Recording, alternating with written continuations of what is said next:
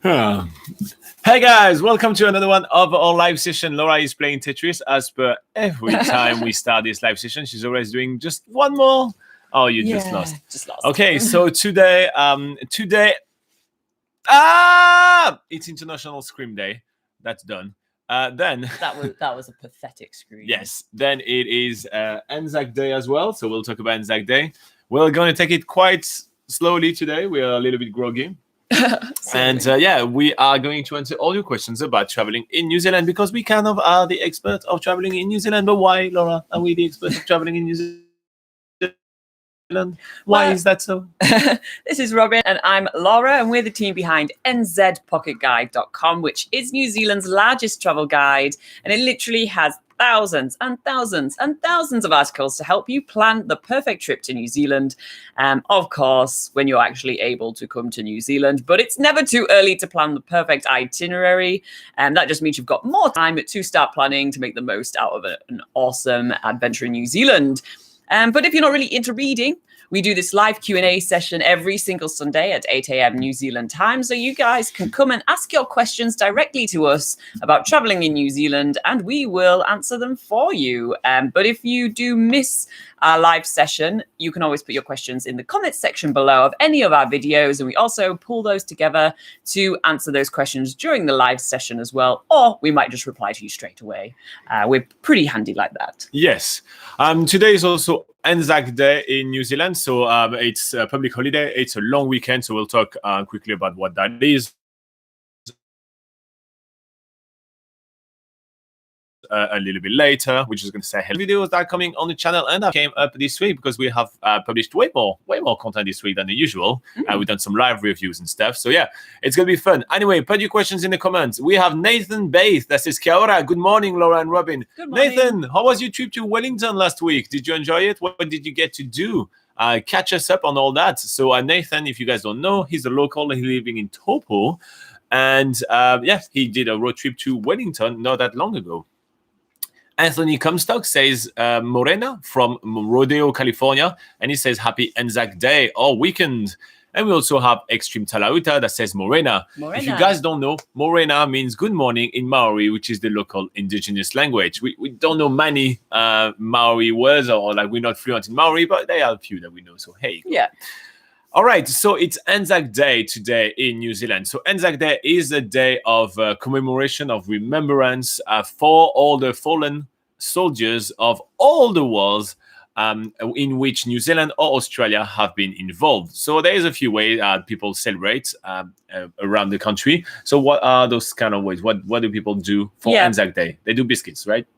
There is a type of biscuit in New Zealand called Anzac biscuits. So actually, we did go round to a friend's yesterday, and they're Kiwis, and they make Anzac biscuits every Anzac weekend every year. So it's kind of like OT biscuits with like syrup in and stuff. It was really nice and sweet. So yeah, that's not the main way to celebrate. Usually in larger towns and cities, there's usually a sort of a really early morning sort of like maybe ceremony is not the right word, but they do sort of like a little bit of a thing where they go to their local war memorial and have a little bit of a speech and a little bit of a minute silence type thing. So yeah, that's usually what goes on Anzac Day. And yeah, there's different. Did you talk about the poppy? Poppy flower, no, people but wear that poppy decorate homes as well. Yeah, so also you'll see that a lot of New Zealand homes around the country will put a poppy outside in their garden, like either like some sort of like large garden display, or they'll just wear a poppy on their clothes, for instance. So that's another thing to sort of show respect for Anzac Day. So a poppy, if you guys don't know what it is, because I didn't when I came to New Zealand, it's a red flower which has mostly red petals, and it has the center of the flower is black, and you see that symbol quite everywhere. Now that I gave you guys a description, you probably will be able to spot it straight away. So here you go. That's basically what Anzac Day here is in New Zealand. It's also a public holiday. So in New Zealand, when public holidays fall on like Sundays, you usually have the following day off as well. So Monday is also a day off as well. So it's basically one of the long weekend in New Zealand. It's also the last kind of long weekend with good weather. So it's usually kind of the last shot where a lot of Kiwis are hitting the roads and going to enjoy what New Zealand has to offer before, sheltering yourself for winter in your home. It's not really like that, but it is kind of like the last kind of big tourism weekend. So the roads are quite busy and all that. So if you are ever planning a trip into New Zealand, it also pays off to know which one are the public holidays in New Zealand. And we do have on NZ Pocket Guide actually lists of what are the public holidays in New Zealand, as well as what the dates, what they are for, and it will help you plan around maybe and make sure that you already book early all your accommodations and your activities for those kind of days, because this is usually when New Zealand gets really, really busy. Obviously, this year, due to COVID, it's less busy since we don't have an influx of international visitors. It's only local, so it's really not relevant this year, but it would be relevant for you guys if you're planning a trip to New Zealand in the future for the public holiday. So it's just a good reminder to check out if there are any public holidays in within the time period that you're planning a trip to New Zealand. That could always be useful to know.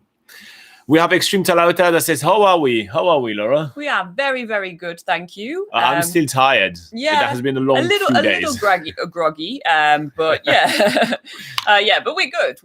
It's beautiful weather here in the central North Island, and autumn is certainly here as well. So it's getting a little bit colder.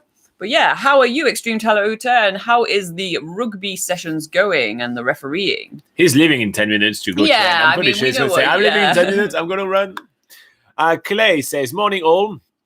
Dunedin Dawn service is always a little fresh. Jacket came out for the first time in a while this morning. Okay, so Dunedin is on the South Island, if you guys don't know, and I'm suspecting that you went to the Dawn service, which is happening as soon as the sun rises on Anzac Day. Where what Laura was talking about, there is usually is the member of the armed forces of New Zealand, or even sometimes some priests and everything, which actually do a little bit of the speech. There is a minute of silence. They sometimes shoot blanks, but I don't think they do it at the dawn service because the neighbors would really hate that. So yeah, that's basically what it is. Nathan Bath is going to catch us up a little bit on his trip to Wellington, and he says, I had a great time in Wellington with my family. But I did a lot of activities and attraction like Te Papa, Wellington Zoo, Adrenaline Forest. Wow, you got busy. That's a lot. How long did you go to Wellington for? I mean, that's already 3 days worth of activities, because just the Te Papa Museum, Laura will stay forever there. Yeah. No, the Te Papa Museum's really, really awesome. And every time that I've been there, I've discovered like a new section to the museum that I didn't even realize. Like there was an outdoor section to the museum. Yeah, there's even a bushwalk in the museum. Like I remember the first time I went, I didn't actually see that. And then, the more there is a lot to explore around the Te Papa Museum. And Adrenaline Forest, well, that's probably the scariest activity in New Zealand, according to Robin, because he's afraid of heights. Did you go all the way up to the top when they have the UFO one? Where you have like little basically the discs are about that big, right? And there is a rope right in the middle, and you got to hold on to one and just kind of balance yourself and get the next one and keep going that way. Oh my it's awful, I say. Awful. So yeah, pretty scary.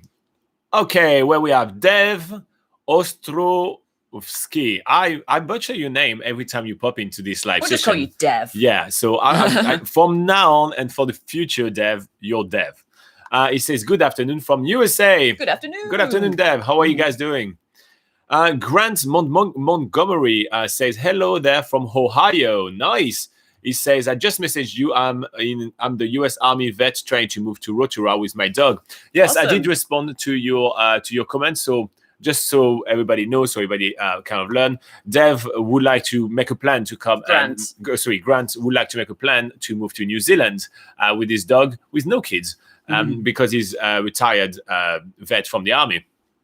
The issue is they ask us to help him with his plan. Now, in New Zealand, there is a law that states that if you're not a registered licensed immigration advisor, you do not have the right to give personal immigration advice. And so there is a very fine line here. Sometimes we cover some of those subjects, but we cover in very generic term, and that's basically it. But the fines are pretty high, and also that will compromise as well your chances to come to New Zealand. So we wouldn't be able to do any of that. So you have to contact an actual licensed immigration advisor in order to sort all that paperwork out and everything like that. If you have some questions about things to do in New Zealand, the best places and everything like that, by all means, we're here to answer all that. And that's kind of the thing that we do the most on the channel. But covering immigration subject, that's definitely not what we do. And also, it costs a lot of money to hire immigration advisor. So you just need to be aware of that as well. And we wouldn't want to charge you a lot of money. That's not what we do here. Our travel guides, it's completely free. And what we do right here, it's completely free. So we're not here to charge you money. Yeah. So, yeah. Nathan Bay said that you went for 4 days in Wellington. Okay, so if you went for 4 days, day 1 you did Te Papa, day 2 you did Wellington Zoo, day 3 you did Adrenaline Forest. What did you do, you lazy bum, for the 4th day? I think after that you'd probably want to rest. What did you do on day 4? Adil Mullah is here again, and he says, Kia ora, Robin and Laura. Welcome back, mate. And he says, are all the handicap accessible activities mentioned in NZ Pocket Guide website still available in 2021? We're doing a lot of updates at the moment, so far, kind of yes, but Laura is running through everything constantly to update. Yeah, as far as I know from what I can remember from the article, I do think all those activity providers are still operating this year. So yeah, I think so, because I remember I do mention people like Able Tasman Skydive, and there's I think there's a few Queenstown operators like jet boat operators, and I know they're definitely still running. So as far as I know from what I can remember from those activities, I think from the article, they are still operating. But obviously, it's always a good idea to double check that they are as well. And yeah, cool. And just so you know, we are doing a ton of updates on the website at the moment. And as soon as we hear that something closes or anything, we go on the website and we update. This is literally most of our time in the last 18 months. That's about 18 months. I actually don't know how long it has been, but it feels like it's been 18 months anyway. So most of our time in the last 18 months is to update everything. So we can't tell you everything will be available by the time you are coming to New Zealand, but we will always keep on trying to update everything. And if you do see that something, you're doing some research and you figure that something that we mentioned is not opened anymore, one of the great things you guys can do to help us is that at the bottom of every single one of the articles on nzpocketguide.com, you can click on the button that says this article was useful or this article needs improvement. When you click on it needs improvement, there is a box that opens and it's completely anonymous. We don't ask for email address or anything, and you just type what we need to to improve. Very often people put insults. I do not know why, but a lot of people like to put insults and bad words, but because it's anonymous. Yeah, and it's anonymous. But you can actually tell us, hey, this thing actually has closed. And it's always really helpful for us. You help us have eyes in a little bit more places. Clay say they shot the cannon each service. They shoot the cannon each service. That's for the dawn service at the Queen's Garden across the Tortu Museum. A couple of years ago when they fired it, a few windows shattered on Vogel Street. Oh my God. So even at the dawn service, they shoot the cannon. I would not be happy with that. Anthony Comstock says, we are watching the Anzac girls over here where I live. The Anzac girls? I don't know what that is. What does that mean? Yeah. Tell us more, Anthony Comstock.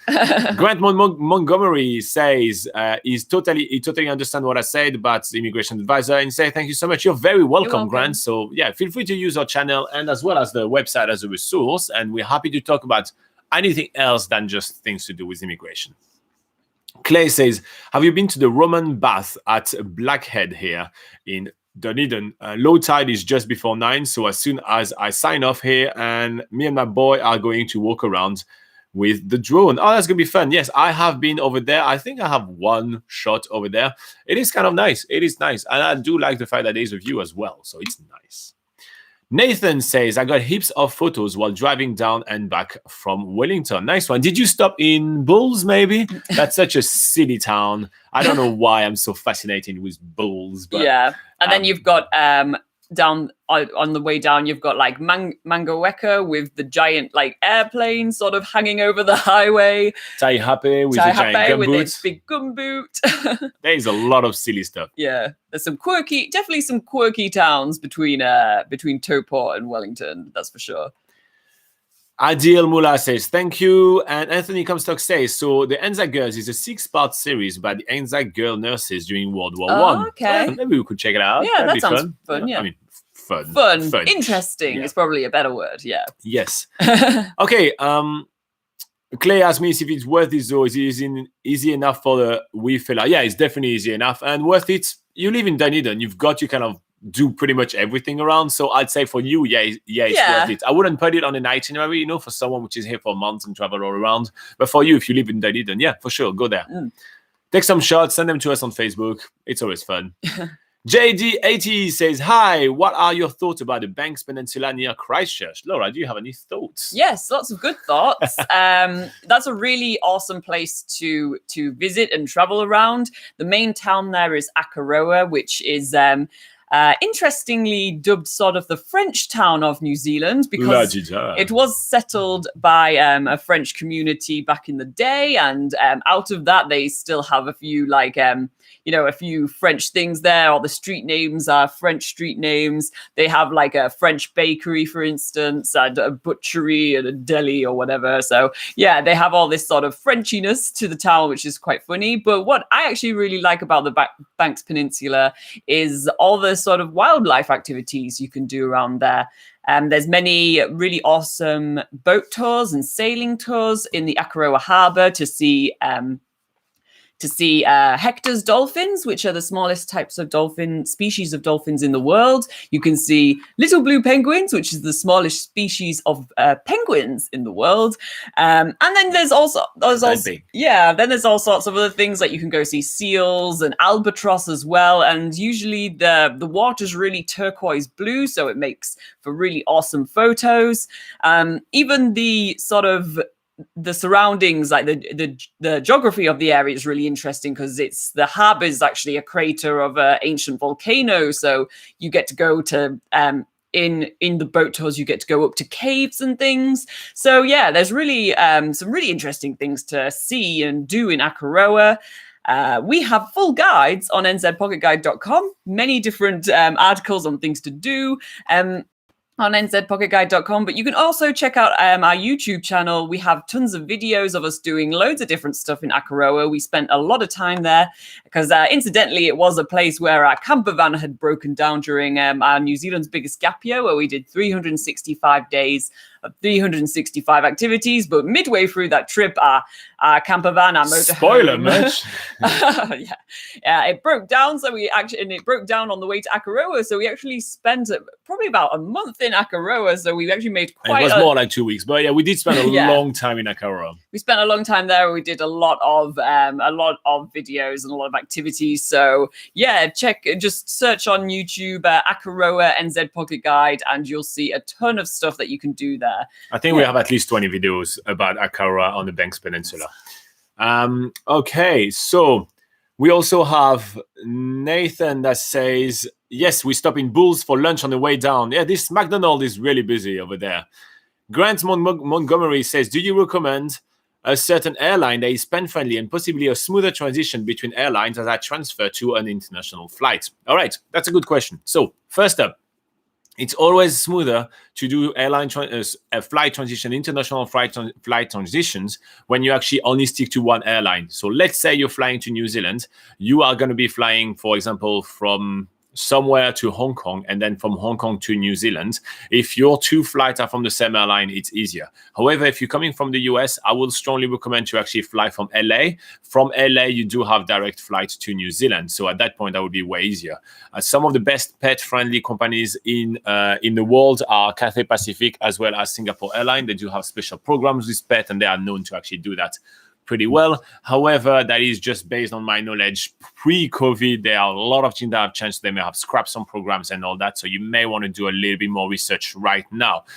However, if you're planning on flying from the other coast, the west coast or the east coast, and to the west coast, and then fly off, then at that point, I don't think there's going to be any companies that will allow you to be able to do that within the same stuff. So I will strongly advise you to have enough time in between all of those flights. A lot of people try to cut it short because they don't want to dilly-dally about at the airport for way too long.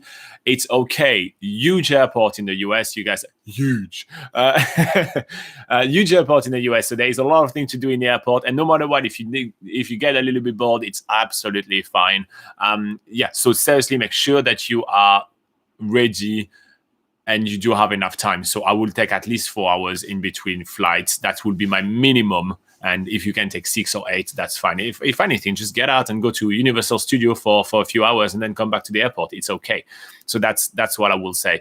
But yeah, do some research about the pet-friendly airlines. From my memory, Cathay and Singapore were pretty good. Do you want to read what Kiwi Lauren says?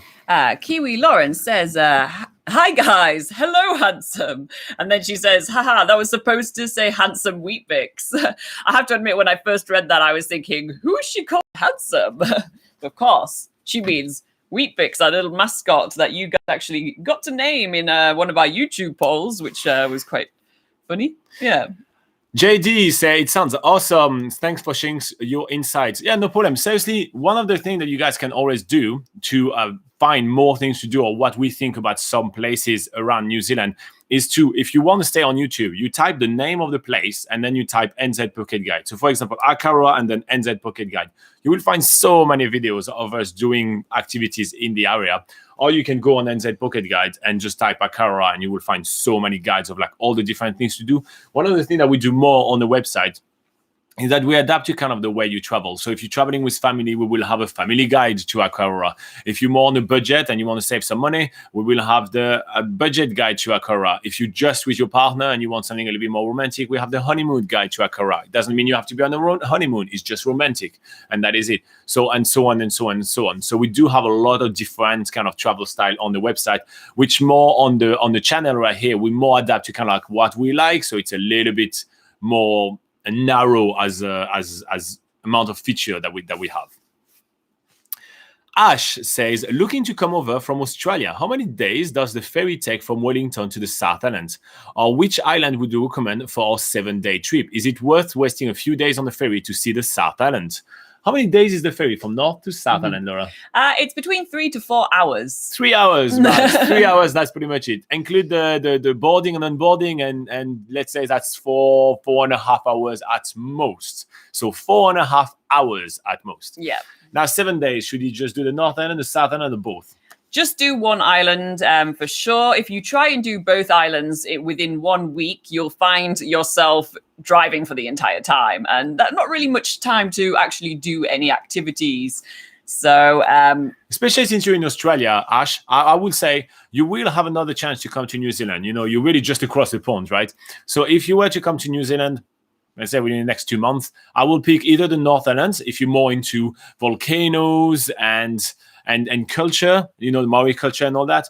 Or I will pick the South Island if you're more into, you want to do some snow sports and you want to see the deep New Zealand wilderness, that would be the South Island. You pick one or the other, and therefore you're going to decide to fly either to Christchurch, which is going to be South Island, or to Auckland, which is going to be North Island. If you try to squeeze both, honestly, you will basically only have about 3 days of doing a couple of activities, and most of the rest of the time will be for you commuting between place to place to place, and that just won't be as fun.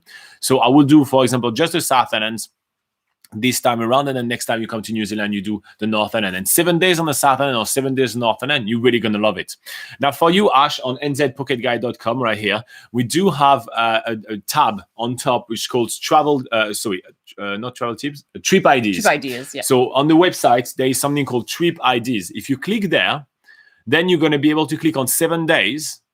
And literally, we've made itineraries to cater to different type of people. So you just click there, and there is full itineraries, all written, which spot we will visit, where we will stay, and all that. It's all free for you to use. Literally, your entire trip is planned for you. And you just say, okay, yeah, I kind of dig this itinerary. And if you don't like this one, you decide, okay, the family itinerary is not mine. You go to 7 days again, and you click on budget itinerary, and you'll find something slightly bit more different, a little bit more adventurous. And I think that's, you know, that will really kind of give you the gist of what you can be doing. Do we have any 7 days for both islands, or not really? I don't think so, do we? I don't think so. I think we did do one one itinerary perhaps for both islands, but it's more like the one that we were like, only if you are feeling crazy. Yeah. And most of it, we have actually I think about 20 different itinerary types. So for all our other itineraries, we only ever recommend to either do like the North Island or the South Island for 7 days. And we couldn't strongly recommend that more. Yeah. So you do have all the choice, and we've done all of them for you. So I'm going to actually try something. I'm going to try to put them on screen right now. Ooh, while technical. I know. I'm going to try something. So while Laura is reading the next comments. no, she can't read the same name question at the same time. So just give me a second. I'm going to try something, guys. Hold on. We always try to kind of make things interesting for you. So I'm going to try this super technique right here. No, I just messed it up. But the superness is coming any moment now. No pressure. Super net spending. Okay, and here I'm going to decide to do that and to choose. And you can also check out some of the itineraries that we actually have on NZ Pocket. On our I'm messing it up so on bad. our YouTube channel as well. So on our YouTube channel as well, we also do have 7-day itineraries for the North Island and the South Island. We usually do recommend to take at least a couple of weeks for. Continue, Robin. All right, cool. So you click. So what I was talking about the itinerary, right? So on NZ Pocket Guide, when you're here, you're going to click on Trip IDs right here, or you can just let it hover and it's going to pop out. And then you can click on 7 days. And when you are on 7 days right here, you will literally have like North Island's 1 week itinerary. You have honeymoon, foodie, if you're more into like, you want to stuff yourself, South Island as well, South Island budget. So let's say you go to South Island budget. On that itinerary right here, we literally will have a bit of an introduction right here, how to get around. So we will talk, your options. You can either rent a car, do a bus service, do an actual proper tour. And then you literally have the day 1 to day 4. So for example, you will land in Christchurch, what I was suggesting you, and you will go toward Hokitika. So you have a whole description to like about that day, what are the free and cheap activities to do there, and the budget accommodation when you arrive in Hokitika. Then we have day 2, day 3, and that gives you the entire 7 days. It's all sorted for you. And I was talking to you guys about the useful or useless. You see that's here, just at the bottom of the article. It says, was it useful or if it needs improvement? And then you say, you click there and you send it completely anonymously, like, do better. Do better, Robin. Here you go. I downvoted this one. You guys need to all go on this article now and upvote it because website algorithm. Here you go. Wow. Yeah, that was fancy. I hope that works. I will actually have to watch that and see if that worked. But I need to also work on the shortcut so I can do that a bit smoother next time. Here you go. That's all for you, Ash. I think that you should be happy with that. Yeah. Do you want to read all what Nana is saying? Yeah, okay. So we got a comment from Nana saying, I'm in Ghana and want to travel to New Zealand, Auckland. We're coming in a group. Are the hotel reservations finished in New Zealand? How's the pandemic issue is dealing with the hotel reservations? So for a lot of companies in New Zealand, they are actually taking reservations. And a lot of them have policies of if the borders are still closed for the time that they have at the time that you actually come to travel to New Zealand, then they do offer refunds. A lot of tourism companies have introduced sort of a new COVID policy to deal with that. But at the same time, I think we would recommend actually to only start booking your accommodations or your activities in New Zealand only once you know the borders are open. It's basically just for in case not all the companies do share that same policy, will need to actually look at a lot of terms and conditions to see to really understand how getting if it's unfortunately the borders are still closed. So we would actually recommend not booking anything until you know you can actually travel to New Zealand. But just in short, to answer your question, a lot of hotels are taking reservations and they will have some sort of COVID policy in place. Grant Montgomery says, right on, you guys are so helpful. Truly appreciate it. Cheers. You're very welcome. If you guys truly appreciate what we do to help us out, you can hit the like button. It's a free way to say thank you for all our hard work on the video. We have 21 people watching right now, 11 likes. So If 10 more of you says to YouTube we're doing good, then YouTube is going to say you guys are doing good, and they're going to show our videos to more people. Maybe it doesn't work that like that. We never have many views anyway. All our video get like 100 views. It doesn't matter. Mm-hmm. Robert says, this just came out this week. Hong Kong's Cathay Pacific Airways announced on April 22nd that it will close its Canadian pilot base and has proposed to also shut down its pilot base in Australia and New Zealand, putting hundreds of its employees' jobs at risk. Yeah, a lot of airlines are restructuring right now. It is not the first, and it's definitely not going to be the last. There is going to be a lot of, I think, more restructuring, and especially more where all those pilot trainings are going to be just only in one spot for each airline. They're all going to use their main hub. So, for example,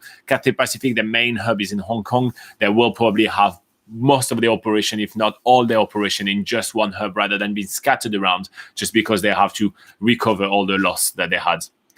Paradis says, hey, good morning. How are you doing, Paradis? And he says, whoa, you are one of those 2.5% of people who use Opera. Yes, I do. Opera is a great browser. It doesn't, there's free VPN integrated to the browser itself, so you don't have to pay those. What are all those YouTube ads you get? Express VPN or Shark VPN or nonsense VPN. I mean, maybe they have more advantages than what Opera will have, but I know that there is an integrated VPN on Opera, so that's kind of good. I also like the fact that my data is given to someone else than Google and Facebook, or it's just kind of that. So I usually oscillate between Firefox and Opera. So I'm basically using all the stuff that people don't use because I don't want to give my data to Google or Microsoft. It's just my thing. Mathilde Benoit Plassard say, great job, guys. You're welcome, Mathilde, and welcome on board. If you do have any questions about traveling in New Zealand, go ahead.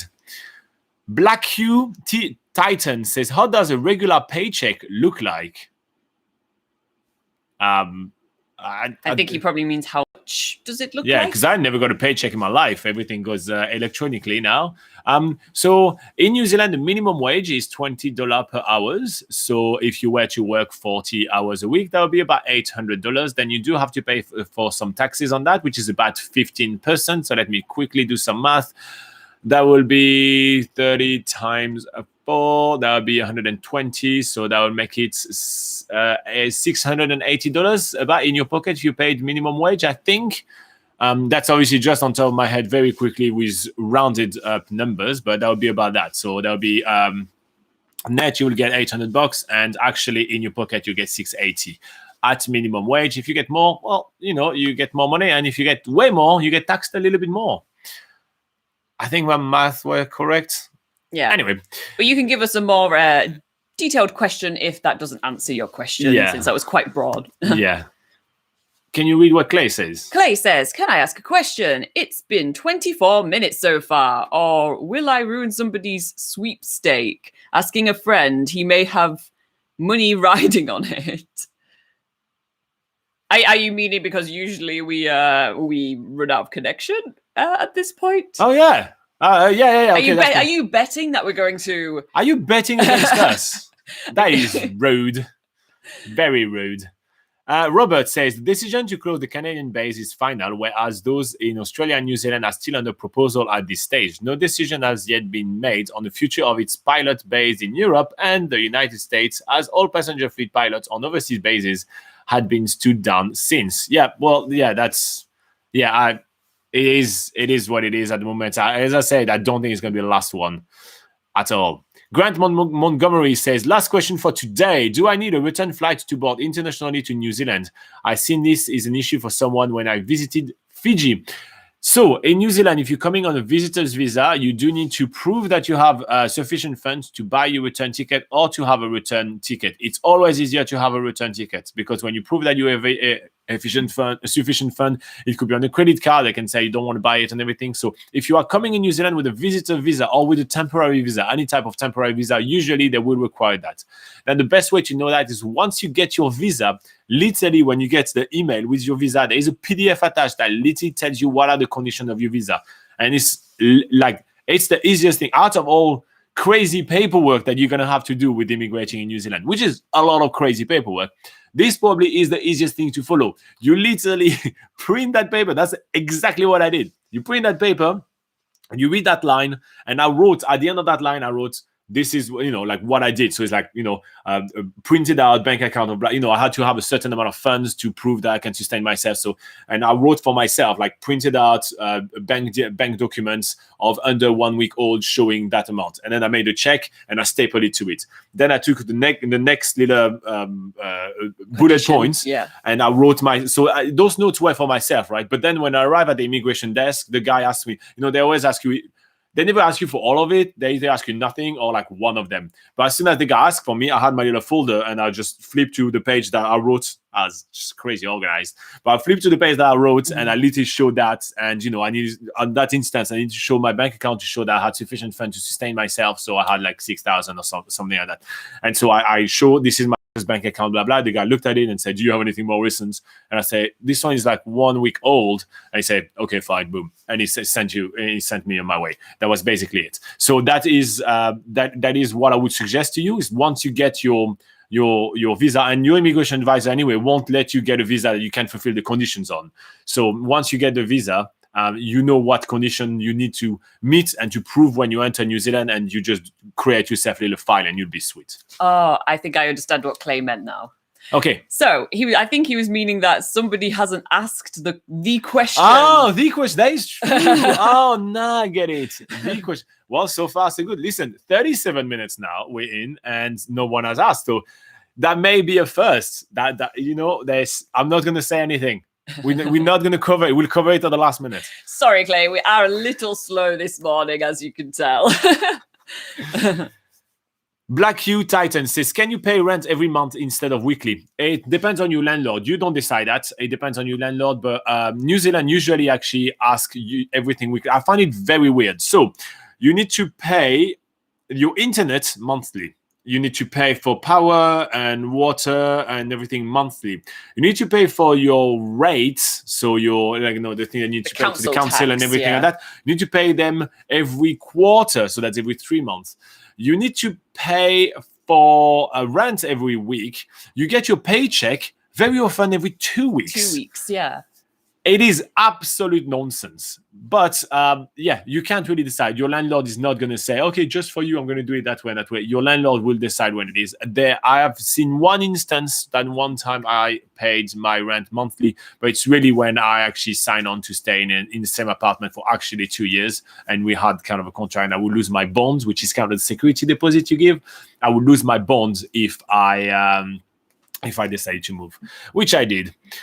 Oh well. Anyway, okay, so we understood what Clay said. Mathilde Benoit Plassard say, I am from France. Yes, I could tell by the name. And she says, and with my family, we are looking forward to travel to New Zealand, maybe starting in Christchurch. Thanks to your video, we have a lot of information. Thank you. You're very welcome. Check out the website as well. There is even a lot of information, and they're all written nicely in, it's in written form. So you don't even have to cope with my terrible English accent, since I'm French too, or her speaking too fast.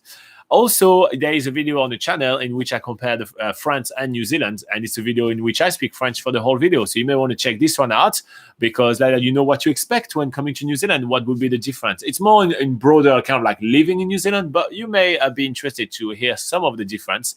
So you can type Nouvelle-Zélande versus France, and then you type NZ Pocket Guide, and you'll find my video with my stupid face. And I'm younger in that video. Speaking of that as well, actually, I have also made a similar video, which will be uploaded, I think, this week. If Saturday, yeah, Saturday. I finished the edits. I scheduled it. It's coming Saturday. Yeah, so Ta-ta! If any of you are from the UK and you want to know the difference between New Zealand and the UK, I've made my very own version of this video. So check that out towards the end of the week if you're interested. Yes. And also, Laura, yesterday, I published a video of pros and cons of life in New Zealand. So I've done my video of the pros and cons of life in New Zealand about 6 months ago, in which I compare what's good about living in New Zealand and what's not so good with all the other countries I lived in. And Laura did that yesterday. So did you guys watch that? Yeah. And did you enjoy doing that video? You didn't like doing the cons, did you? I like doing the pros. didn't really like doing the cons. I kind of could just see all the angry comments coming from all the New Zealanders who will be proud of their country and will not want to hear anything bad about it. One thing that I was really surprised when I did my pros and cons, I was thinking the same thing. I really thought a lot of people are going to say, "Oh, how dare you say this or that about New Zealand?" But I try to make all of my point, every single one of my points, semi-constructive. Yeah. And actually, I didn't really get bashed too much on comments. You know, there is a couple of people, and there is always. I mean, we are living on the internet, right? So there is floods and floods. You know, for any time that you guys watch a video of us and say, "Hey, thanks, Robin and Laura, that's a fun video," or "I learned this," or ask a question on the video, we receive about 5 of them, which is kind of like, "Go back to your home country. You don't even sound Kiwi. How dare you?" You know, those kind of like really angry comments. So we receive floods. Like it's probably about 20 to 30 mean comments every day, right? I have to delete, and it's fine. I delete and I ban the people from the channel. It's okay. But I was quite surprised. The ratio was about the same than a normal video on my pros and cons. So it was interesting. It was very interesting. Oh, life on the internet, it's always fun. Yeah. Black Hugh Titan. I'm ignoring you, Clay. I'm completely ignoring you, Clay. Black Hugh Titan says, "Thanks for answering my question. I am planning on moving to New Zealand once this pandemic finishes." Oh, that's cool. Well, you're gonna have a blast. New Zealand is pretty good. And he says, "P.S. Your English is really good. Cheers." Oh, thank you very much. Laura doesn't really have to work too hard on it, being born in the UK. And me, I can't be first working too hard on it. He knows more words than I do. But I don't know how to pronounce them. I know the words, but I make them sound funny. Nathan, I'm ignoring you as well. I'm ignoring everybody. It's quite funny because Robin has made all these sort of, all these things to pop up on the screen for when people do ask that question, and you haven't actually got to play with that. No, I literally just put the website right at the moment. That's it. Yeah. Oh no, it's not working. Very sad. Very sad. Okay, yeah, it works. Yeah, it's back. Yeah. Anyway, okay. Well, the live session, we've still got about 20 minutes to go, so it can will still happen. It will happen. All right, where are we? Okay, Clay says the pros and cons videos. I guess that's the one from you. Was top notch, awesome. Cool. JD80 says he really enjoyed the pros and cons videos. That's nice. Okay, we should do a competition. Which one you like most, Laura or mine? But all right. I think Laura's was better because I did a more fun in it. It's clearer and everything. Actually, you guys should watch the difference between New Zealand and the UK. I'm quite happy with that edit, like the way I did the formatting of the images and everything. So I think I'm going to do that more often. So next Saturday, don't forget to watch this one. Agnes Ferry says, "Hi, great people. Greetings." Oh, that's nice. Hi, great lady. How are you doing, Agnes? She says, "Do you think this year will end without border open for New Zealand? I miss my fiancé so much." Aha! The border opening question. All right, Laura, you go forward. So yeah, because there has been no new announcements for when the borders will open to New Zealand. So of course we can't actually give you a solid official answer, I'm afraid, for when the borders will open. Clay jinxed it. However, you can check out our border prediction videos, which we have on YouTube. We have a link in the description below, and also Robin's going to put a handy little sort of text on screen to show you what is going on. I don't know. I'm trying. I've missed it up. Robin is trying to put on some text on screen for you guys to see what you need to type in to search for that video. But our border predictions sort of, it gives you a bit more context of when we think the borders will open, depending on a few different factors. So go check out that video for more information about the borders opening. All right. And that was the money question. Here you go. But yeah. The border opening question is going to come over and over and over and over again every single week this pandemic is over. Yes. Okay. Oh, can't believe I messed it up with this in the software. You guys getting to see some behind the scenes today. Behind the scenes mess ups. I'm so not awake. JD80 says the pros were great. Good. I don't think you like the cons. Maybe the cons weren't great. Nathan says, "I think the pros and the cons video was great." Nice. Thanks, Nathan. Clay says, "Good to get the cons from a non-biased perspective." Oh, that's constructive. That's true. Okay, Rasky says, "Where are you guys originally from?" Laura, where are you from? I'm originally from England, the UK. And if you want to see what Laura thinks of the UK compared to New Zealand, check next Saturday on the channel. You're going to have a video of her. The Saturday coming up or the Saturday after? The Saturday coming up. Okay, I'm going to give you a date, mate. Here you go. Don't mess up with me. On the 1st of May. On the 1st of May, Laura is going to have a video where she talks about 35 minutes on the difference between, or the difference she felt between the UK, so United Kingdom of England of the Queen, and New Zealand. I am from France. I was born in France, and then I worked and traveled in many different countries and landed in New Zealand. And I've been here for about 10 years. At some point, it's going to be 11. But I've been here for about 10 years. I think it's already gone past to the 11 now. Yeah, so I've been here for about, I'll say 10 years. About 10 years. So I'm in the realm of that. And yes, if you want to see a video of me comparing France and New Zealand, you can check that out on the channel. You can type France versus Nouvelle-Zélande, which is the French way to say New Zealand.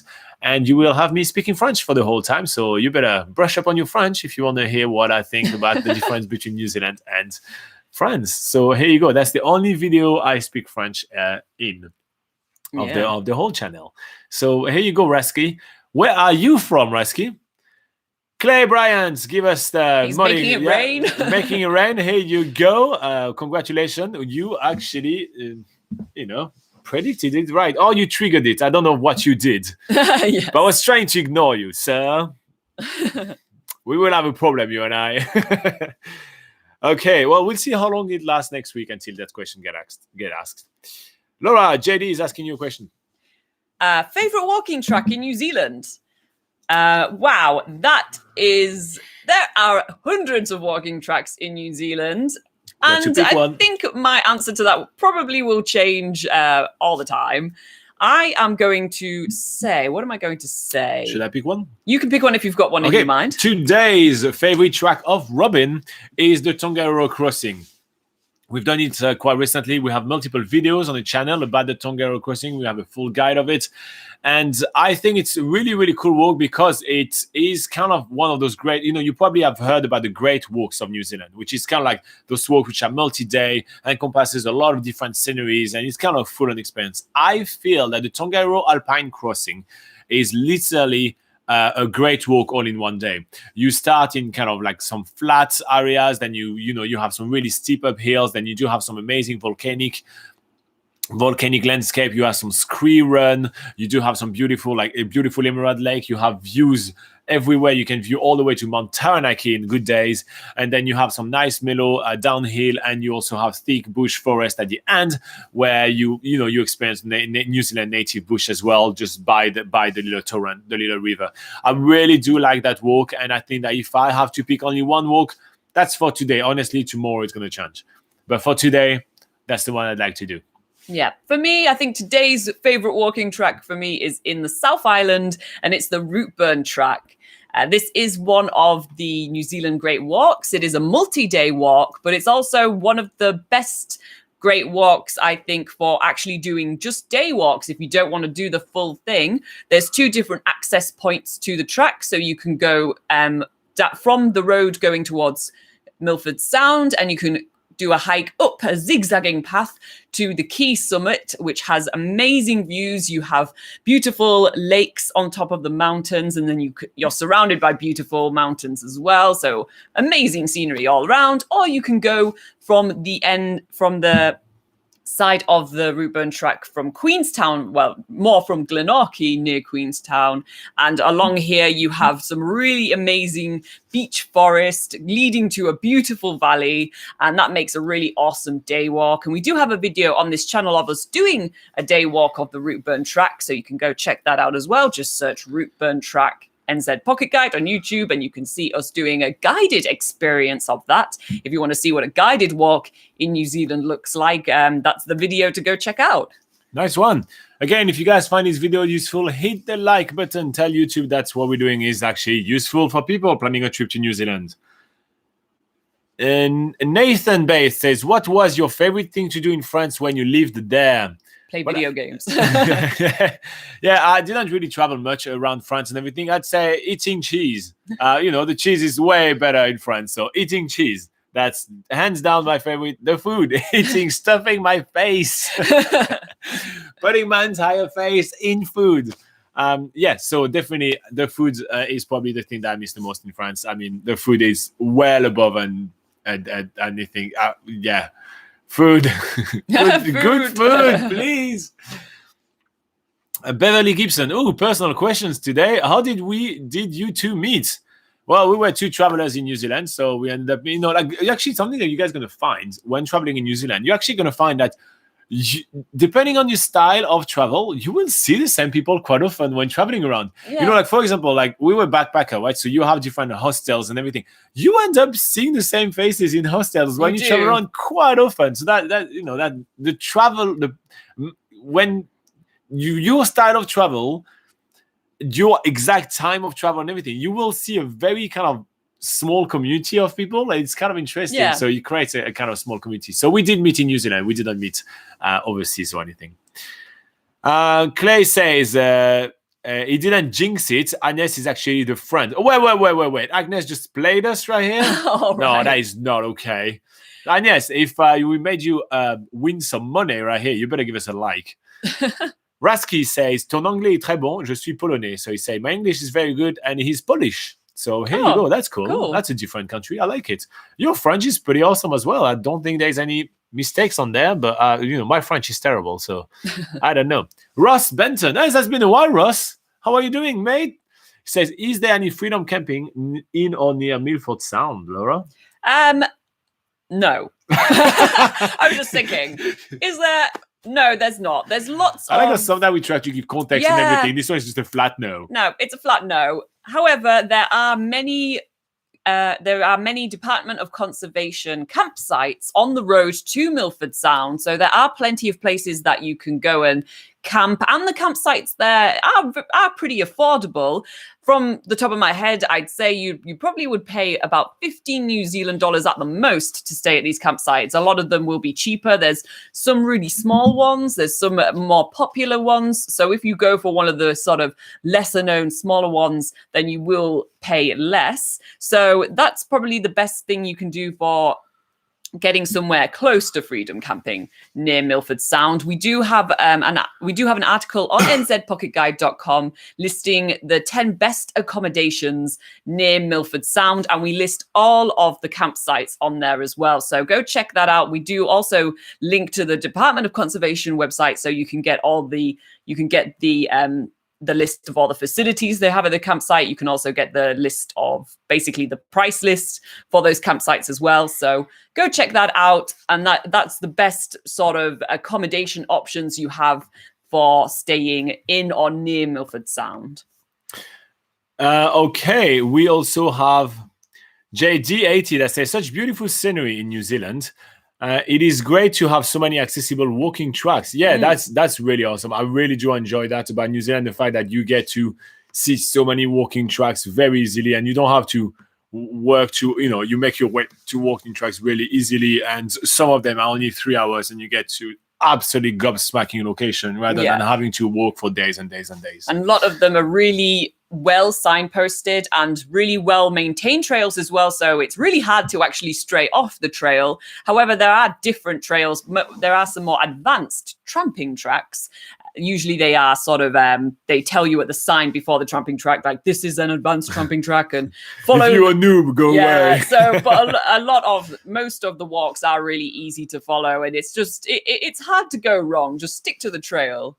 Yeah. And most of the walk that we feature on nzpocketguide.com are actually walk that, the normal tourists will be able to do. We talk sometimes about the big tramping track, but we actually really make it clear it's a tramping track. But the vast majority of the track that we mentioned on the travel guide are very easy track to follow just for tourists. Because if you compare to the Department of Conservation website, which is fantastic when you're planning your hikes, there's so much information and everything, but you have an overwhelming amount of tracks, and some of them are quite tough. So it's not for your everyday kind of tourist.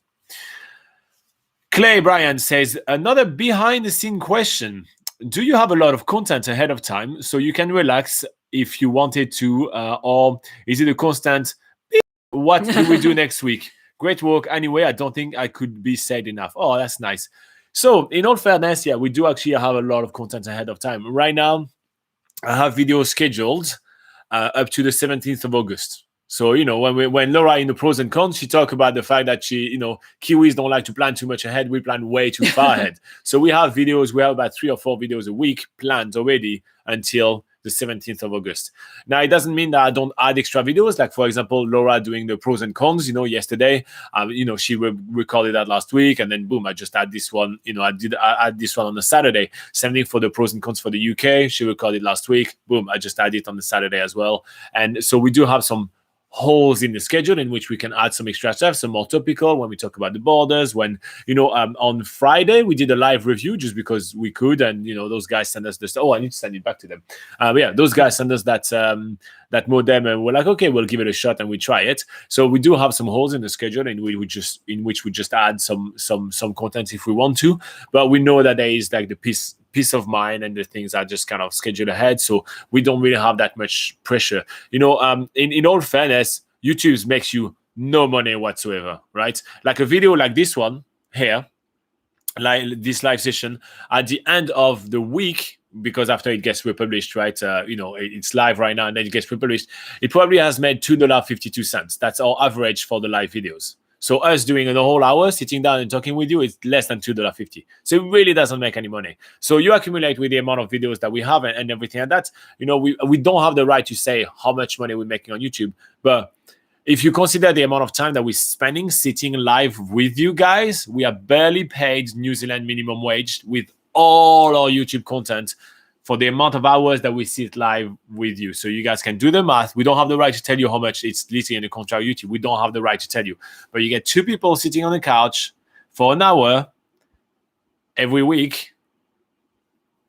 That's the amount, let's say that's the amount of time. If we were to be paid New Zealand minimum wage, that's not the amount of money that we're making on YouTube. Just to make it really clear. So you really make no money whatsoever. So I like to have a lot of stuff ahead of time in order for me to not have to think of YouTube, because it's really not a way to make a living. And so therefore it's not a good reason to be stressed by things. So that's just making that really clear. So we spend most of the time working on the website, because this is the thing that works. There is a few ads here and there, and that pays a little bit more money. And this is the thing that actually is our everyday job, and that's the thing that we like to focus on. Also, we like to focus on the project on the South Pacific. We're really passionate by those projects in the South Pacific, so that's what we think of. But that's the reason why we have so much and how much we have planned ahead. Anyway, do you want to read what Kiwi Lauren said? I do not. Perhaps you should. What about you read what Kiwi Lauren said? Je peux parler français un petit peu. Je suis Canadian. There you go. Sure. See, Laura is bilingual too. So he says she can speak a little French as well, because she's from Canada, Kiwi Lauren. Yes. So you had to do your education in both languages, right, in Canada? Or did you literally just do English all the time and you know as much French as you read on cereal boxes and jam jars? I just find it kind of interesting in Canada. You have like a both language on everything. Like when I was in Vancouver, I always find it interesting. Like, twisted, and you get like all languages. Interesting. Nice. Clay apologized for bringing Agnes into it. Fernando says, have you visited the Northland region? If so, what are some of the best places to visit and interesting things to do in that area? Greetings from Germany. Guten Morgen, Fernando. All right, so Laura, Northland region, what do you like over there?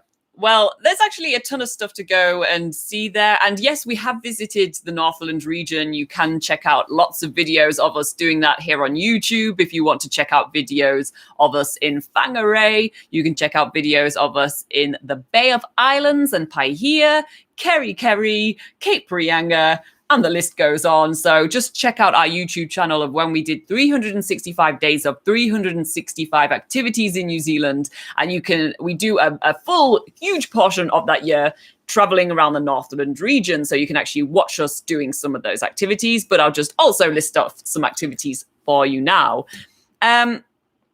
So one really cool place that springs to my mind is the Waipua Forest. It's a kauri forest, and for those of you that don't know, a kauri are the largest types of trees in New Zealand. Trees. They're absolutely huge. It's a really cool place to go and explore. And in the Waipua Forest, you have various different walks and hikes to do. There are also towards the evening and at night, you do have a good chance of seeing kiwi birds. So that's also another reason to go visit. There's also cultural night tours there, so you can go with local Maori people that will tell you about the significance of the forest as well. Check out the video for that. We've done that experience. So check out the video for Footprints Waipua, NZ Pocket Guide on YouTube, and you can watch us doing that. There you go. Robert Laliberte says moi aussi, so he means he's Canadian too. And Clay says, I just went to the office for the calculator. Did you really have to go to the office to calculate 20 times 2? No, you didn't. You did not move your ass from the couch. I know it. Says, make this time on a Sunday more appreciated, especially when you have to put up with a silly sarcastic comment from Dunedin, plus all the repeated views. And you know what? I think the silly comments is actually the most fun part. You know, it's kind of, it makes it feel more like hanging out. You know, when we have you guys, you know, there's a lot of you like Robert and Rosta, actually. There's been a while that didn't come along. But yeah, we also have Nathan. I know that we also have Anthony, which is from Rodeo, Kiwi Lauren that pops in all the time. You know, that makes it more like, you know, we come and we sit down with a bunch of friends and we just chat about New Zealand. So that's actually the even more fun part. Then we have the questions about like things to do in New Zealand and everything, which is a thing that we really do like. And then at that point now, we really do like this one. And lastly, then you have the question about the visa, and it's like, oh, the visa. But it's kind of like you have to sort it out. I remember when I was trying to kind of, you know, come to New Zealand, and even after that, like sort my visa stuff and everything. It is stressful. It is really stressful because it really is like I started planning my life to plan it here, but then I have to navigate extreme dystopian paperwork nonsense. Like it is absolutely ludicrous the amount of hoops that you have to jump through to do all that. So I know how stressful it is, and you are desperate for any type of advice you can have. And so for this reason, I feel like I just feel for everybody that asks questions about visas and everything like that. When it comes down to the border opening, it's a bit more like, okay, you know, like we answered that about 1 million times, and it's clear that there's nothing new. Like this channel clearly has new videos when there's new, so there's more like a little bit less kind of like empathy. But for anything to do with visa and trying to immigrate to New Zealand, you know, like we had a guy called Grant today that came and asked questions. I feel for him. It is a nightmare to navigate. So, but Grant said he was from the US, so he's fluent in English. He always has massive leg up on people that are not even fluent in English. Like my English was actually piss poor when I started trying to immigrate to New Zealand to do all the paperwork and everything. It was rough. It was really rough. So yeah, I have empathy for that, and that's why we take the time to even every time answer the question, even if it means repeating the same question all the time. We're a bunch of goody two shoes. That'll pass with age. We'll become old and grumpy. We're gonna make this Sunday session get grumpier, I think. Especially the longer the borders stay closed. We'll change that to a bench. We'll have a cane and we'll have berets played by millennials at some point. Hey, look at that! Another staples of our live session. The connection is in up and out, in and out, and in and out. That's another staple. Anyway, Clay says, you say you are dusty today. I could imagine your Mondays are often dusty with a bottle after the live. Yeah, you know what? This is usually kind of nice pick me up, but yeah, today is especially rough. We stayed way too late last night, and that's our fault. And you guys get to witness that. Anthony says, stay safe, but I'm here until the end. Have a good day. Well, it is the end. I just realized it's 9:03. So, guys, thank you very much for joining us for another awesome live session where we answered all the questions about traveling in New Zealand. We talked about Akaroa.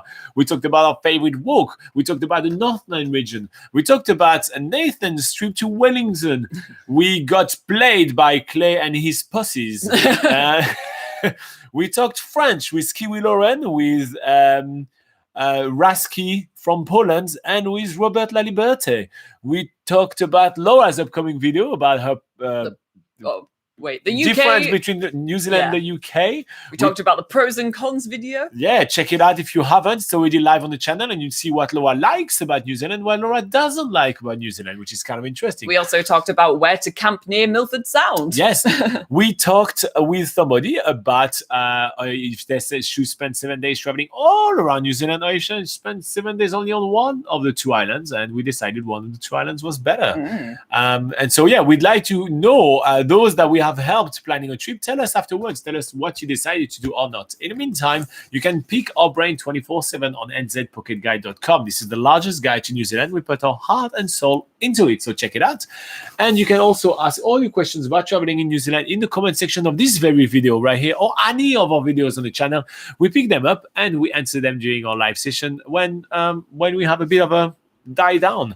In the meantime, let's say goodbye to a bunch of people. Anthony Comstock, bye-bye. He's in Rodeo, California. JP, say hello both. When will the border open next year for students? Rewind the video. We may cover that at some point. Nathan Bath says, have a great day. See you next week. See you next week, Nathan. And Clay says, haha, have a good one, guys. Haha, indeed. I will remember that day. You will suffer my wrath. Anyway, if you did find this video as well, make sure to hit a like. It's a great free way to say thank you for all our hard work. Even if it's a replay, it's always helpful. And if you do like what we do and you stable here, make sure to subscribe. We are cool guys to hang out. See you next week, guys. Bye-bye. See ya. Stay safe.